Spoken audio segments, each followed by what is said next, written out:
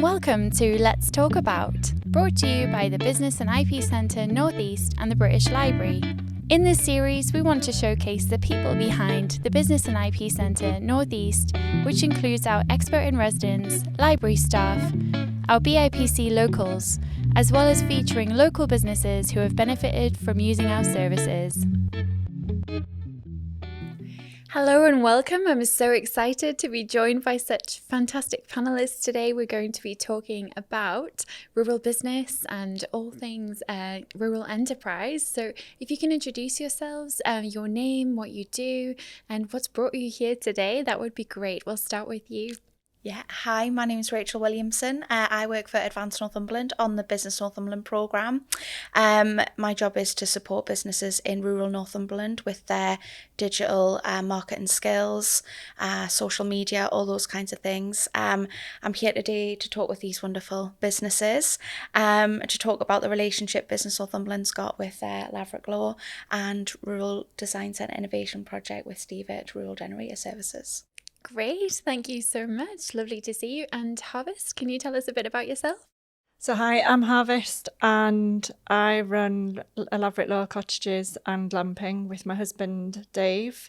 We've been there for 10.5 years and sustainability is at the heart of the business. Really important topic, especially in what we'll be discussing today. So thank you so much for being here. And Stephen? Hi, I'm Stephen Batey. I run Rural Generator Services. New start. I've only been going less than a year, and look after anything that's off-grid, generator households, things like that, including conversions of older sets and bits and pieces. And just a new start, basically, helped by these lovely people.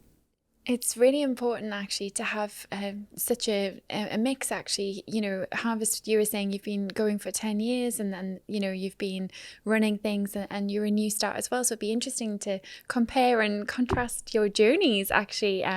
But I would love to ask, first of all, you know, what kind of challenges might a rural business face in comparison to their peers in the urban sector? So I would say that your, transportation, your connectivity is a big issue there. Issues around broadband, and there's often issues around staffing as well. I think broadband's been quite an issue for you as well, hasn't it, Harvest? Yeah, so I totally agree with that. Broadband was an issue up until COVID.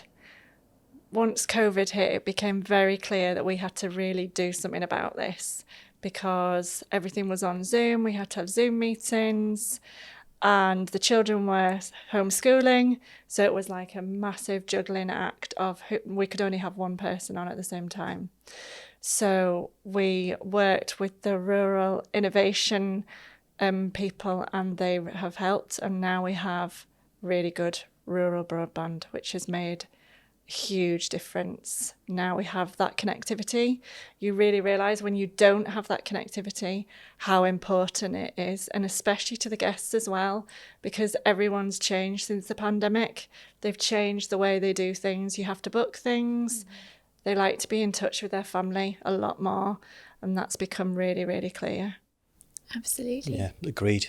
I was much the same. Didn't have a good broadband connection at all.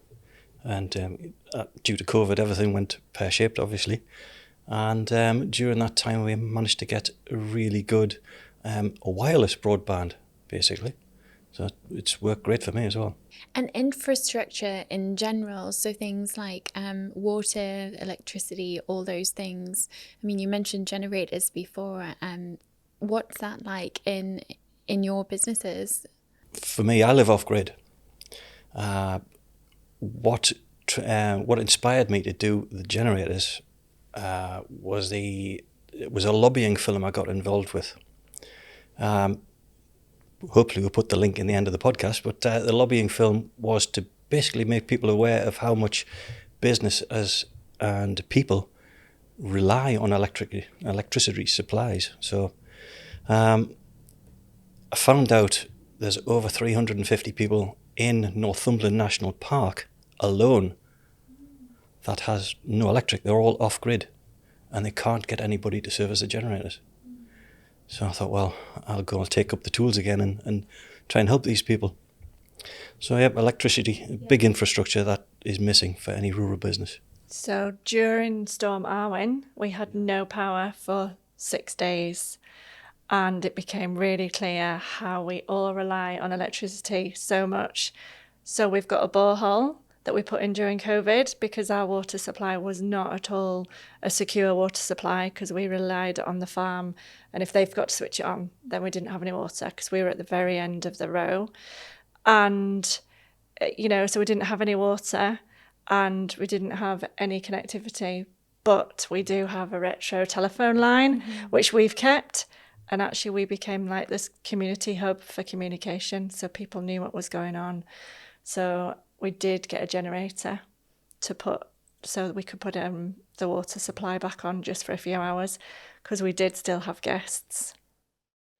I mean, gosh, what a business to be running during a storm, when you've got a glamping and an amazing opportunity for people to reset and have time in nature. But then, it's quite a difficult time to make sure people can contact you when you've got no electricity or, ways to connect with people. So really interesting hearing about some of those challenges. So it was a really big challenge, and we've actually put in little stoves now because everything's electric. We've got the stoves, which are run on wood, which are brilliant because they provide the heat, but everything else is electric. So we've got gas, so I could fill up the hot water bottles, or I could provide soup or whatever it was. But it really showed to me how fragile things are if they are completely solely electric. I think that it just shows the strength of rural businesses, though, because during times of adversity, it was such a tough time going through COVID, going through the storms that we've had up in the north, and your zest and energy and passion and innovation, rather than just sort of sitting back, you didn't wait. You said, right, what can we do during this time? Let's speak to these people. Can they help us? Let's get this going. Let's see what we can do to make this area sustainable, and to make it as beautiful as possible for our guests and for you. It's your home. Yeah, absolutely. It's really interesting, the collaboration that I'm hearing, in rural business and being able to, work with your neighbours and be that communication point and ask for help. And I'd like to ask, actually, this is a question for Harvest, but when you were going through those challenges and you were thinking, oh my gosh, we hadn't, you can have so many risk assessments, but some things you just never expect, like a pandemic and having to homeschool and have multiple, children on the same, on different calls when you haven't got that, infrastructure already. So I'm just curious, were you able to get some support or reach out to anyone to ask for help with some of those things to help you plan for any future things? So we reached out to Business Northumberland during the pandemic, because that gave us time to actually sit down and reflect on what we were doing. And I know that social media is really important, and I also know it's a real weakness within our business. One, because we haven't had time to do it, and two, because I find that it's a bit of a bone of contention for me personally, because I just feel that people need to get into the real world rather than the social media world. But with Rachel's support, she held our hand all the way through it. It was just brilliant. We did online training for social media, and that became really important, and it still is really important, and I'm so grateful to have had that time. And the other thing that Rachel organised was to have a business coach, because Dave and I both came from a teaching background, and Dave came from an environmental business background. But our business has kind of been born out of love. I wouldn't say we have skills, but maybe we support with the business side of things, and actually how to brand things and how to market has been absolutely invaluable, and it really moved the business on so much, being able to work with these inspiring people, that really they held your hand and really helped. So that was absolutely brilliant. I would say my sort of Facebook experience, it's not there yet. I have a page, but I just like you, I haven't had time to do anything. I need to actually big that up, and a Google presence as well. My business. We're on it. Yeah. Google My Business is a brilliant tool, Yeah. actually, especially just to get reviews or show people where to come and answer questions and engage with people. I'm curious, actually, it's, in reading and preparing for this episode, one of the things that I found was that actually there seems to be a skills shortage in the rural areas around I'm hearing social media, but also some other skills. Have you experienced that with some of the businesses you're working with, Rachel, around upskilling? Because what I'm seeing is there's a lot of family-run farms or fishing companies or different areas in rural business where it's maybe been passed down through generations, but then it's that responsibility. There's so many shifts in innovations and technology. What kind of skill gaps are you finding with the businesses you work with? So I think that digital skills is a big one. And I think, I remember when we first started chatting about it, and I would say to you, you don't need to be an expert in it, because I'm not an expert in so many things, and let us take the pressure off and let Business Northumberland help you and guide you through this process.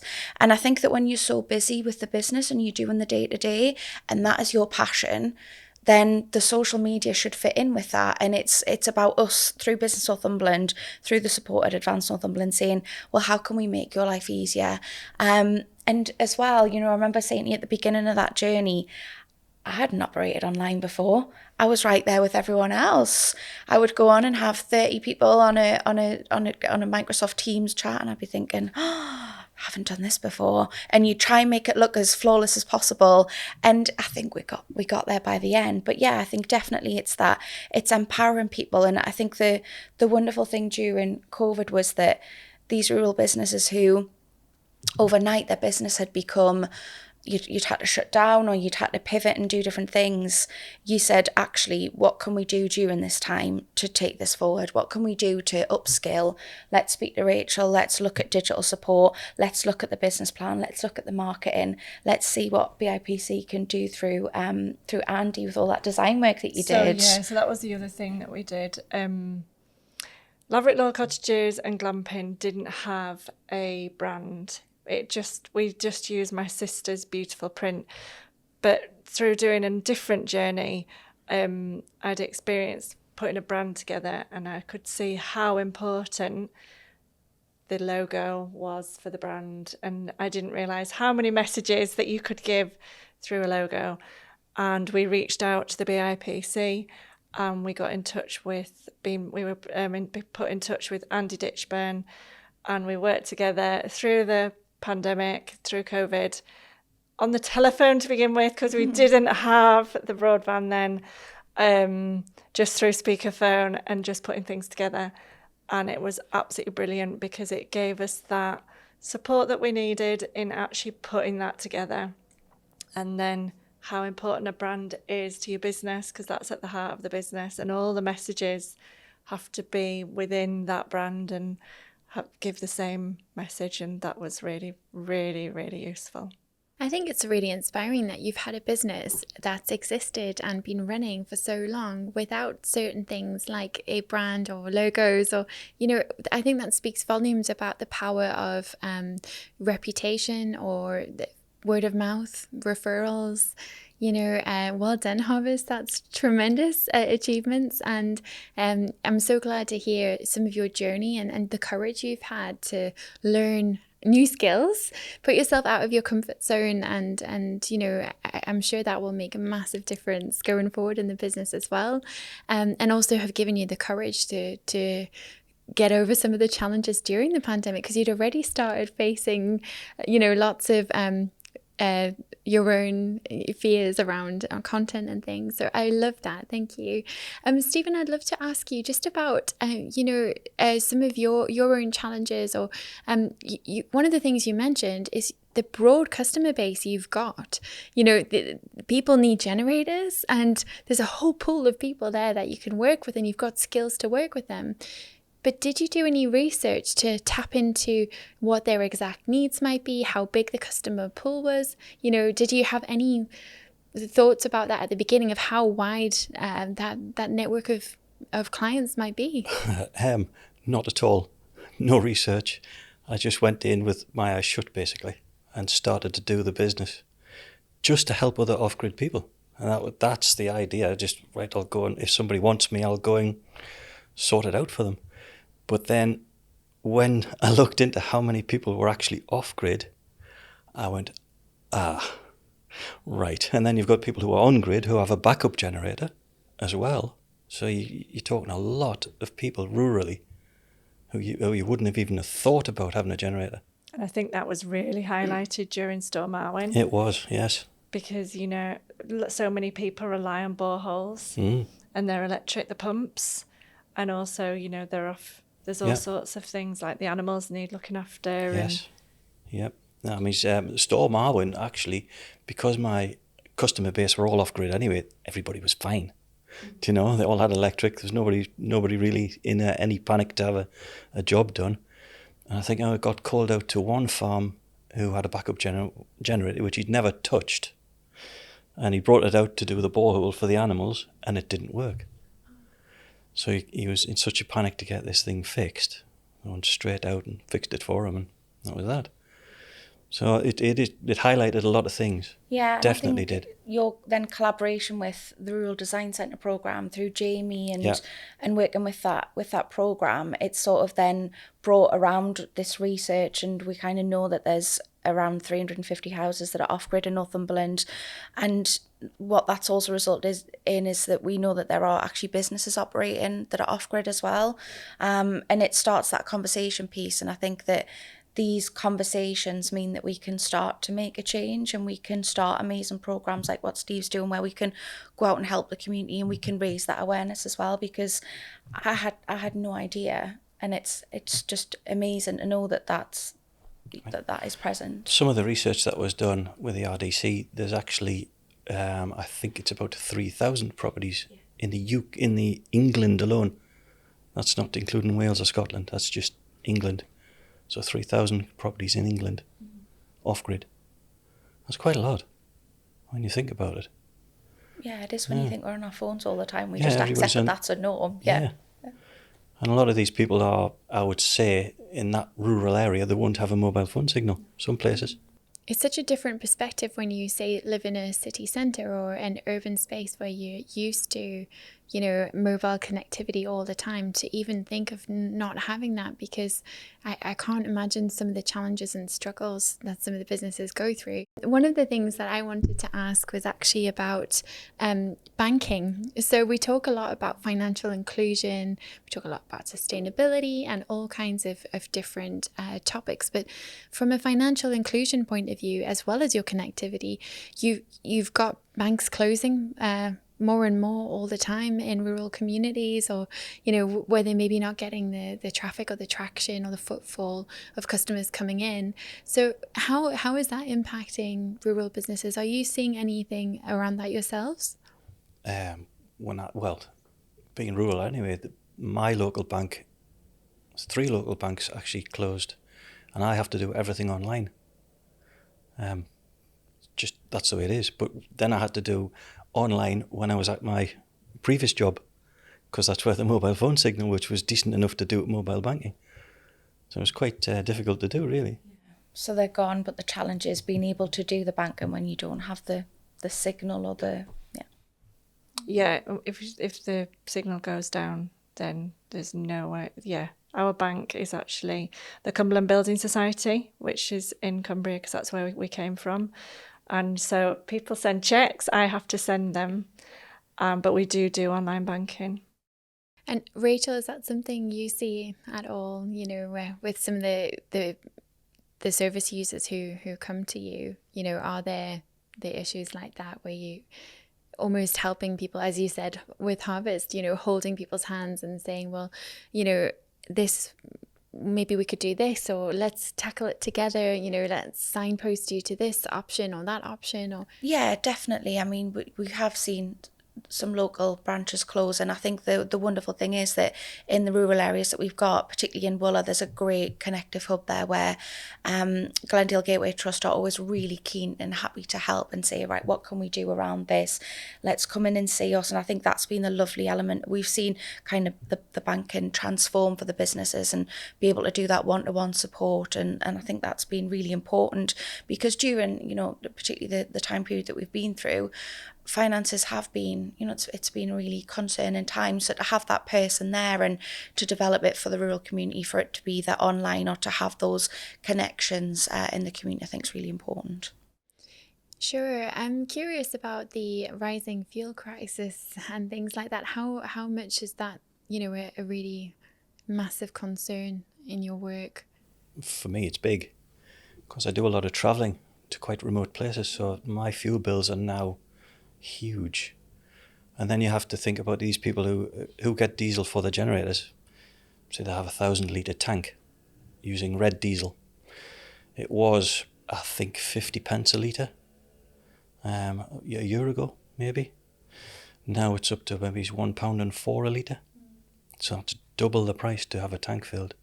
That's a lot of money. So this is a challenge, isn't it? Because we're looking at connectivity and, you know, getting more transportation and more fuel and backup generators, but you have to have something to power those things, you know. So it's really, really interesting. And I know sustainability is at the heart of what you do, Harvest. So what do you do in your business to try and cope with some of these challenges?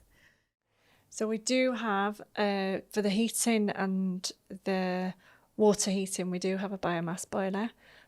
But at the moment, the pellet prices, they were £310 at the beginning of the year, and now they're nearly £380. So that increase, and the fuel cost, because of where we live, everywhere you have to travel to. So it is an added cost all the time. So it is a challenging time, and I think it needs to be looked at, the fact that people that do choose to live rurally do need support with their the fuel costs in general, not just for businesses, because it's part of our living. That's what we have to do every day. We do have an electric car, which is just used for really short journeys, but then the electric price has doubled since. So it's all very much about balancing, encouraging guests to switch things off, to have less showers. It's just bringing people's awareness to how you can make that difference. I think it's about just using things less and not taking things for granted so much, being really aware of actually, do we really need to have that light on just to make the place look lovely? No, we don't. So let's just switch it off. I think that's the wonderful thing about Laverock Law as well. It's you go there, you're there to connect and unwind and be at one with nature and take those moments to appreciate just what is out there. And I think that is right throughout the business. It's through the brand, it's through you as a person and all of the things that you do. And I think that's a lovely thing for me from working with you. It makes me think twice about things, which is why I love working with rural businesses so much, because there's things that I maybe wouldn't think about before because I live in Newcastle, but there are things that I now think about, and I think I take a lot more pleasure in going out. And you always say to me, when you're outside, appreciate that and enjoy that moment. And it is so true, and it's so important to your guests as well, which is why they come ultimately and stay with you, because that message it's just through everything that you do. I wanted to ask a question to Rachel, actually, just around, your work with the BIPC in Newcastle or Sunderland or some of the other centres. Do you find that you are able to make connections? So, for instance, if you knew that one of your rural businesses in Northumberland needed a particular contact, but you might be able to connect them with someone else in another region.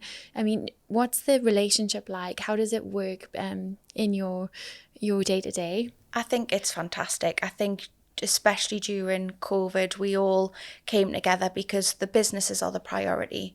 everything that we do is for the businesses. And, me and Harvest have known each other for quite a long time through my days working in tourism. And as soon as this happened, we knew that there were a large amount of tourism businesses in Northumberland that would be affected. Straight on the phone, right, what we're going to do, what can we help, what can we do during this time period? And we kind of made a list, didn't we, of what you wanted, and off I went to find and use all these resources that we've got. So we spoke to BIPC, we spoke to the other agencies through Advance, the other funding support that we've got, and we've got some great contacts. I think BIPC was a wonderful way of, we could help you with the digital, and we could talk about strategy, and we could talk about marketing, and we saw we need some brand, and then we said, BIPC, that's where they can help. And it was just such a, for me anyways, a lovely fluid process. I hope it was for you as well. Absolutely. But it absolutely. was, but the connectivity between all this business, for the business support places, is absolutely brilliant, because actually that's what business is all about. You can't be on your own. It's all about connectivity. That is so important. And Rachel, having that chat to begin with, started all that journey off. And we just said, we chatted about what we needed and what could be helpful. And it was like a shopping list, wasn't it? Yeah, it was. And then off Rachel went and found it all, and that was brilliant. I think you once described me as a critical friend, which I really like. I've been called a lot worse. I really like that, and I thought maybe a fairy godmother. But it's nice, because that's a relationship you want to have with people, where you feel like if you've got a problem and you're not quite sure where to turn, because I appreciate there's lots of different pots of funding, there's lots of different help available, then always just give me a ring. And I might not answer straight away because I might be in a meeting, but I will always get back. Just give me a shout and let's see how we can help and support. I think during COVID, we really learned that as a business, that actually there's so much support out there in Northumberland, but you as a business have to go out there and say, please, can you help? Yeah.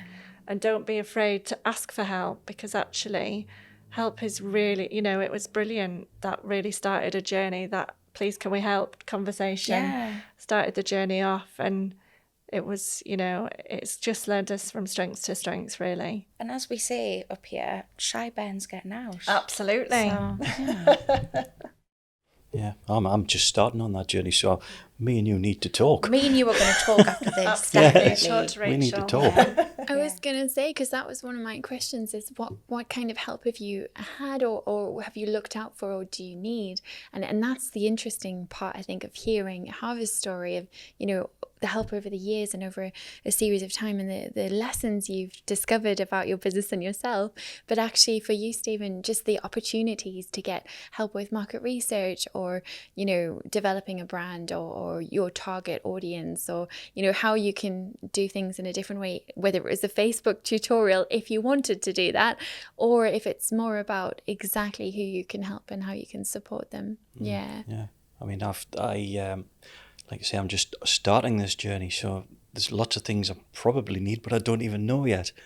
So we're going to make a shopping list. I think so. Make a I shopping love the idea of the shopping list. Yeah. I might do it for myself. Yeah. What do I want in my business, and who do I need to ask for help? Absolutely. I think you've got a dream, and Absolutely. you've always said that you've got, and Yeah, why you not? do. Why not? Let's have the list. Let's see what we can do. And yes, we've got to be realistic sometimes, but let's see what we can do. And Can we not be realistic? And can I just ask for £1 million? I mean, And you retire. never know. So Rachel might know the best funding streams to apply for that £1 million.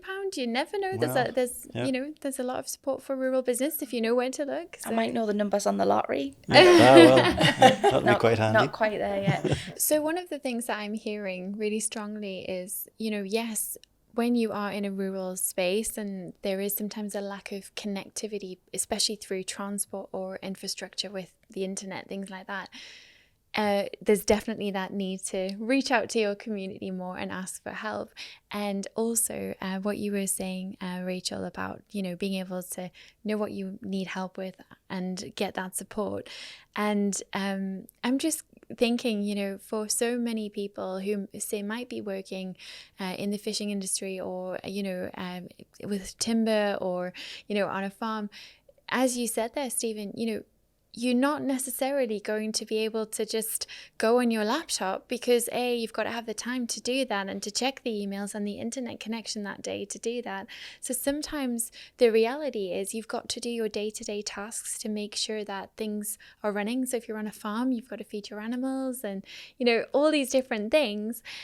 So actually knowing some of those steps, the things like insurances that you should have, you know, so what kind of support is available for businesses in terms of survival, so sustainability, not the environmental viewpoint, but more the long-term being able to survive and thrive? You know, what kind of support is available through Advanced Northumberland for that? So we've got our Rural Business Growth Service. They can talk about business planning, access to finance, maybe future goals of capital funding, and kind of get people ready for that. We've got our RDCIP, which is the Rural Design Centre Innovation Programme as well. They're working to find what these issues are in rural communities and work together to come up with innovative solutions to solve them. So we worked with them, and that's how we got the broadband. Amazing. That's how it worked, because we reached out to them about the fact that we had really poor broadband and it was having a really big impact. And through them, they put us in touch with Ancom, and that's how it all worked with that particular project. Yeah, Ancom was the same for me, but I did mine independently. Before Storm Arwen and all this, I managed to get Ancom into our rural community. And off the back of that, they've got a network up there now. So it's really exciting to hear how, you know, some of that's developed. And also, I think one of the benefits of working with something like Advanced Northumberland or the BIPC or a body, Rural Design Centre, you've got the opportunity to get that backing with a group, you know, that are able to actually advocate for you. So I would imagine that if you were to call some of the, you know, telecoms companies, they might say, oh, it's just not a priority for us right now. It's too far out. It's too rural. You know, it's just, we're not going to get the customers there, so we're not going to prioritize it. So these are massive issues. So these are really big issues that are being addressed slowly. But I think, as you say, if you live in a town or a city, you're very unaware of the impact that things that you don't have regards connectivity, that because you just take them for granted when you're in a city, because that's what a city's about. But in the rural areas, it's all spread out. And actually, the networks during the Storm Arwen, you really saw how fragile they were. And I think that's the, you know, being, you know, in that business advisor role, you can work with your businesses, and you're always listening. So like, right, okay, this is an issue, and we can feed that back in and start to acknowledge where these challenges are. We will obviously already identify a lot of them, but we can keep saying, you know, there's this and there's this, and what can we do to help change that? Or do I know the organisation that can help, Harvester can help, Steve? How do we take this forward? Because sometimes the support is there. We just need to dig and find the one that's going to be, like I say, that right jigsaw piece to fit in the puzzle. Yeah. Great. It's really, you know, interesting discussion. I would love to know about if each of you could share your top tip for starting a rural business. So Steve, you're right at the beginning. But if you could share, what would be your top tip to anyone thinking about it now? I mean, even you might have learned things today that you had no idea about and think, gosh, I wish I'd known that a few months ago. I think my top tip is just grab the bull by the horns and do it. Simple as that. Because if I hadn't just grabbed the bull by the horns, then I wouldn't be having a business. So it's also all the amazing communities and people that you're serving with the need, you know. So you saw a gap in the market, but you've actually gone to help. It's sure you'll you know, grow and make a business of it, but it's a real need for people, which is really inspiring. Yeah, I mean, when I started up until the 11th of April, I actually had a full-time job, and I gave it up to do this. Basically to semi-retire, but it's gone more than what I thought, so I'm not going to semi-retire by the sounds of it. You know, we're writing a list, we've got more to do now. Absolutely. We'll get some people to help you and some things sorted, and then you can maybe work towards that. But it sounds like very exciting times ahead. Thank you. I hope so.